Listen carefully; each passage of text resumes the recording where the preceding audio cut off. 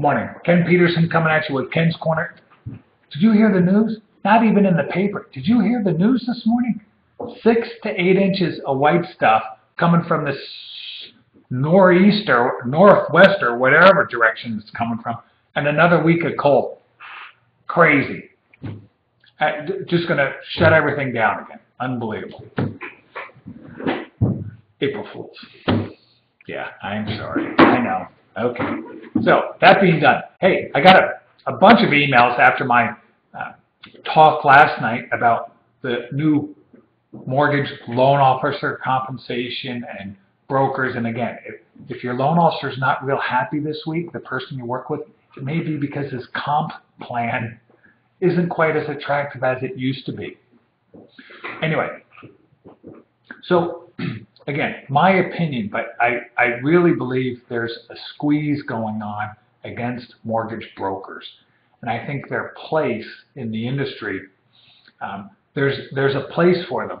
But the role they had 5 years ago where brokers and bankers were doing 60 to 70% of the business has changed dramatically for a number of reasons. And number one, mortgage brokers, those lenders that do not underwrite, don't fund, don't close their own loans, okay? That's a broker, banker, okay? Different licensing, different requirements, different net worth requirements.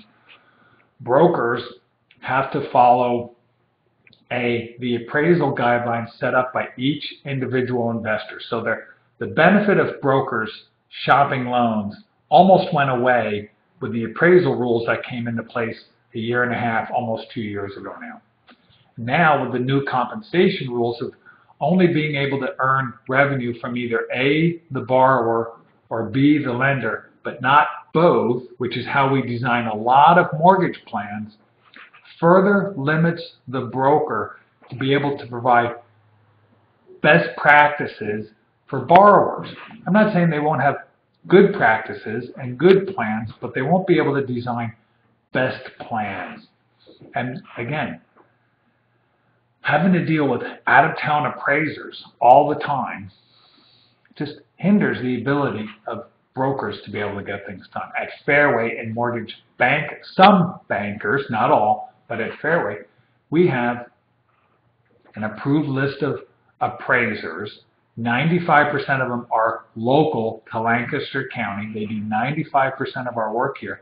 And these appraisers, we have them approved with all of our investors. So whether I'm sending a loan to Wells, Chase, Bank of America, Wells Fargo, wherever I'm sending the loan, I can use one appraisal and shop that loan to all investors if I have to. Usually don't have to, but if I have to, I can.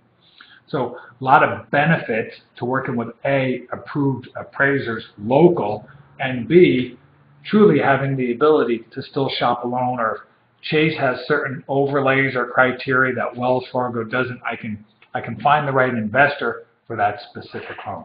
And you may not believe this, but this is the truth. It's actually easier for me, the way the system is set up, it's easier for me and faster to sell a loan and place a loan and close a loan with Bank of America or Wells Fargo than it is for them to do it themselves. The system's nuts. Truly nuts, but I can close a loan in a short amount of time and place that loan with Wells or Bank of America that they can't. So that's a little more heads up on what happened overnight and starts today with brokers, banks across the country. New comp plans across the country. So, see the title of Ken's Corner? I am the greatest. Well, yeah, self-serving, but it's not about me. It's about you. We've all heard of positive affirmations, right? Well, I am the greatest is one of the all-time great positive affirmations. If you've been around a little bit, Muhammad Ali, arguably greatest heavyweight of all time and arguably one of the great boxers of all time. He convinced himself and his opponents that he was the greatest because all he did all the time was say, I am the greatest. I am the greatest. So take that to note. He was the greatest. You be the greatest. Keep telling yourself positive thoughts, go be the greatest. I'll catch you soon. Have a great weekend.